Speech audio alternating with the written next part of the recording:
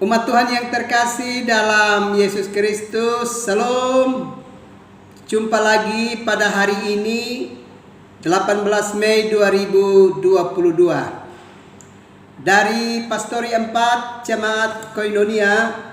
Saya menyapa umat Tuhan, salam damai sejahtera bagi umat Tuhan terkasih. Saya mengajak kita, baiklah kita menyatakan syukur kita kepada Tuhan dan mendengarkan kebenaran firman-Nya. Mari kita berdoa. Tuhan Yesus, kami sungguh membutuhkan firman-Mu di dalam kehidupan kami. Karena itu datanglah dan memberkati kami sekalian. Demi Yesus Kristus yang adalah Tuhan dan Juru Selamat bagi kami, padamu kami berdoa dan menyambut firman-Mu. Amin. Umat Tuhan yang terkasih dalam Yesus Kristus, saya mengajak kita mendengarkan kebenaran firman Allah yang dapat saya bacakan dalam Ibrani pasalnya yang ke-13.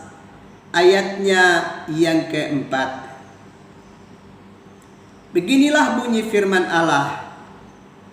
Hendaklah kamu semua penuh hormat terhadap perkawinan, dan janganlah kamu mencemarkan tempat tidur, sebab orang-orang sundal dan pezinah akan dihakimi Allah.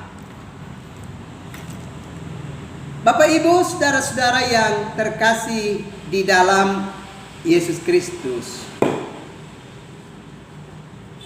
Kalau kita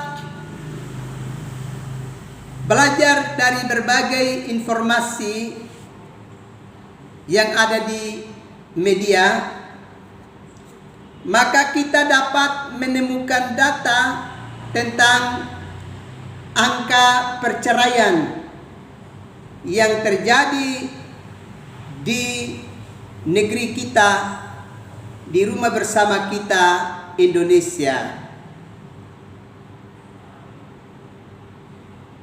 Untuk tahun 2021 itu tercatat 743 kasus perceraian. Dan khususnya di Provinsi Nusa Tenggara Timur untuk tahun 2021 itu tercatat angka perceraian itu 13.338 kasus perceraian. Ini tentu adalah sebuah gambaran kehidupan, dan secara khusus bagi kita sebagai umat Kristen, ternyata ada ribuan orang yang sedang melakukan pelanggaran terhadap perintah Tuhan. Itu baru dalam kasus perceraian. Belum lagi dalam kasus-kasus yang lain yang olehnya manusia sedang membangkang terhadap Tuhan. Manusia sedang berusaha untuk melawan Tuhan, tidak peduli lagi pada Tuhan, tidak toy dengan Tuhan di dalam hari-hari hidup ini. Sebab bukankah kita belajar di dalam Injil Matius pasal yang ke-19 ayatnya yang ke-6, bahwa apa yang telah dipersatukan oleh Tuhan tidak boleh diceraikan oleh manusia. Karena itu, kalau dengan melihat angka yang sebesar seperti tadi saya kemukakan, kita sesungguhnya sedang mengalami suatu keadaan bahwa orang-orang Kristen, rumah tangga Kristen khususnya, Sudah begitu banyak orang yang sedang rame-rame melanggar perintah Tuhan di dalam hidup ini. Karena itu saya mengajak kita untuk mendengarkan bacaan firman Allah di dalam Ibrani pasal 13 ayat yang keempat tadi.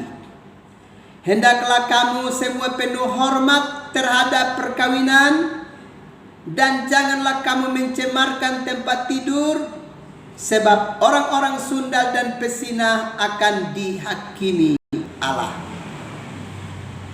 Kebenaran firman Allah ini mengingatkan kepada kita supaya rumah tangga Kristen, pasangan suami istri, hendaklah sungguh-sungguh beri hormat terhadap sebuah perkawinan.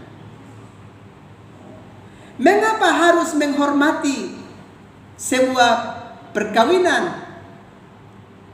Karena kalau kita belajar di dalam Injil Matius pasal 19 ayat yang ke-6, sebuah perkawinan, sebuah pernikahan itu adalah keadaan di mana Allah lah yang mempersatukan kehidupan seorang laki-laki dan perempuan untuk hidup bersama sebagai suami istri. Karena Tuhanlah yang mempersatukan seorang laki-laki dan perempuan untuk hidup bersama sebagai suami istri, maka kitab Ibrani pasal 13 ayat yang keempat menegaskan, hendaklah kamu semua penuh hormat terhadap perkawinan. Sebab dengan menghormati sebuah perkawinan, kita sedang memberi rasa hormat kita kepada Tuhan yang telah mempersatukan hidup kita sebagai suami istri. Ingatlah, kalau kita tidak menghormati sebuah pernikahan Kristen, kalau tidak menghormati sebuah perkawinan dalam kehidupan rumah tangga yang telah dikukuhkan dan diberkati oleh Tuhan, maka sesungguhnya kita sedang melawan Tuhan di dalam hidup ini. Kalau kita melawan Tuhan, berarti kita sedang berdosa kepada Tuhan. Dan apa gerangan yang akan terjadi terhadap orang-orang yang berdosa kepada Tuhan?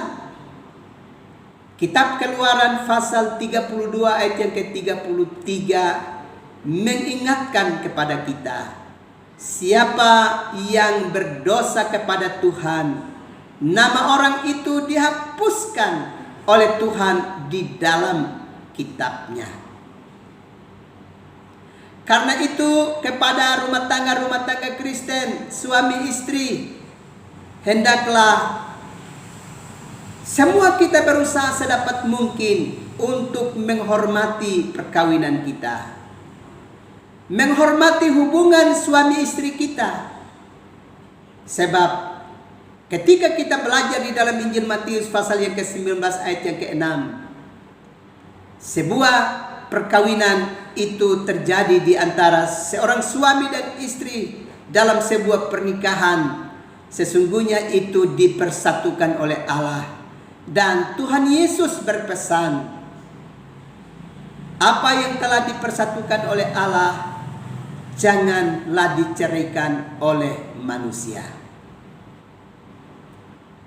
Selanjutnya kitab Ibrani pasal 13 ayat yang keempat tadi memberi penegasan kepada kita bahwa untuk menghormati perkawinan kita di dalam kehidupan rumah tangga kita, maka kita mesti menjauhkan diri kita dari tindakan-tindakan hidup yang tidak kudus.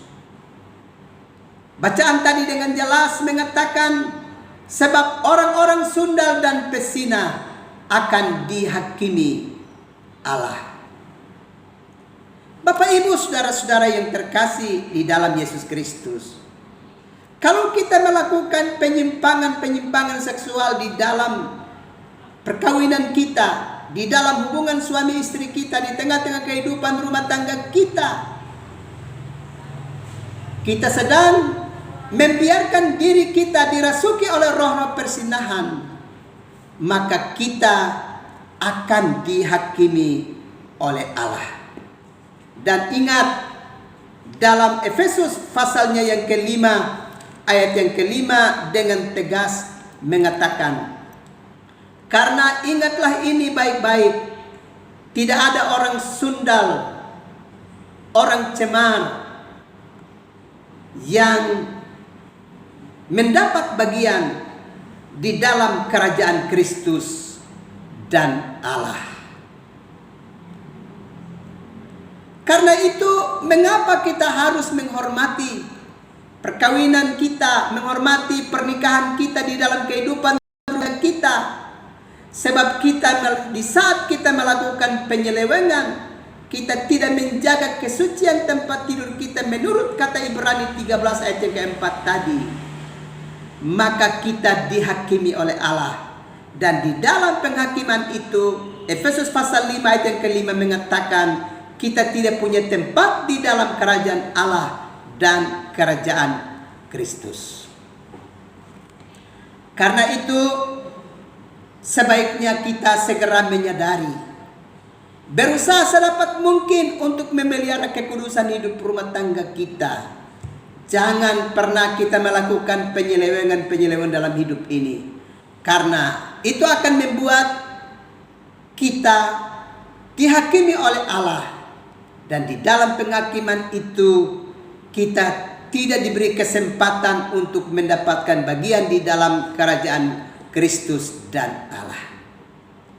Karena itu, segera mengalami pertobatan dan sungguh-sungguh memelihara kekudusan hidup di dalam kehidupan rumah tangga sebelum kita terlambat.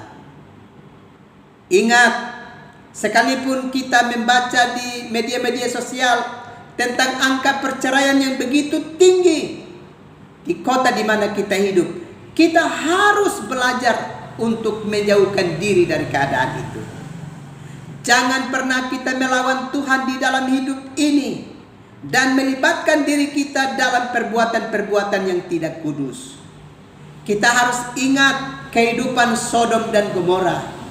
Orang-orang yang bertindak untuk melawan Allah, yang tidak memelihara kekudusan hidup, akhirnya negeri itu harus dimusnahkan dengan api belerang dari sorga. Kalau kita terus mewarnai kehidupan kota kita ini dengan aktivitas-aktivitas hidup kita yang tidak kudus, maka kita mesti berhati-hati. Jangan sampai negeri kecintaan kita, rumah bersama kita, juga oleh karena perlakuan-perlakuan buruk yang kita selalu hadirkan di hadirat Allah, kita akan mengalami murka Allah di dalam hidup ini. Karena itu sekali lagi, segera kita mengalami pertobatan dan memelihara kekudusan hidup kita. Ingat, lakukan ini segera sebelum kita terlambat. Kiranya Tuhan memberkati kehidupan kita sekalian. Amin. Mari kita berdoa. Segala puji, hormat, dan sembah kami nyatakan ke hadapan hadirat-Mu Bapa. Bapa begitu beri perhatian kepada kami dan selalu melawat kami dengan kebenaran firman-Mu. Tolonglah kami supaya firman-Mu memasuki hidup kami dan menolong kami untuk benar-benar hidup dalam kekudusan di antara seorang dengan yang lainnya. Terima kasih Bapa untuk lawatan firman-Mu. Malam ini hamba terus berdoa untuk kehidupan rumah tangga Kristen di kota Kasih ini. Kiranya Allah hadir dan memberkati setiap rumah tangga, selamatkan setiap rumah tangga, dan kuatkan iman percaya mereka. Sekaligus Tuhan membantu setiap rumah tangga untuk memelihara kekudusan hidup, sehingga sungguh-sungguh kehidupan rumah tangga terus terberkati dalam kasih dan cinta-Mu. Terima kasih Bapa. Hamba juga berdoa untuk orang-orang yang sedang bergumul dalam penderitaan sakit, baik itu dalam rumah tangga mereka maupun di rumah-rumah sakit, baik di rumah-rumah sakit di Kota Kupang ini maupun di rumah-rumah sakit yang ada di Pulau Jawa, di Surabaya, di Jakarta, Bandung, juga di Denpasar, Bali, atau di mana saja umat-Mu sedang berjuang untuk mengalami pertolongan dalam perawatan medis. Kalau Tuhan berkenan, lawatlah mereka dan mereka boleh mengalami kesembuhan ya Bapa. Demikian juga umat-Mu yang ada dalam berbagai-bagai kesusahan dalam hidup mereka. Ya Bapa, pilihlah umat-Mu dan berbalas kasihlah dengan umat-Mu. Berkatilah usaha dan pekerjaan umat-Mu, sehingga sungguh-sungguh umat-Mu terus mendapatkan berkat dari pihak Tuhan. Terima kasih Tuhan. Hamba berdoa untuk seluruh jemaat-Mu, mulai dari anak-anak kecil sampai para orang tua yang sudah putih rambut. Ulurkanlah tangan-Mu dan jamalah umat-Mu, supaya di dalam urapan Tuhan umat-Mu terus diselamatkan ya Bapa. Dan tumbuhkan iman percaya yang kuat di dalam kehidupan umat-Mu ya Tuhan. Terima kasih Bapa, kami akan beristirahat malam ini. Datanglah dan memberkati kami sekalian. Demi Yesus Kristus, Tuhan dan Juru Selamat kami, padamu kami berdoa dan bersyukur. Amin. Umat Tuhan yang terkasih, selamat malam, selamat beristirahat. Tuhan pasti terus melindungi dan memberkati umat Tuhan sekalian. Salam.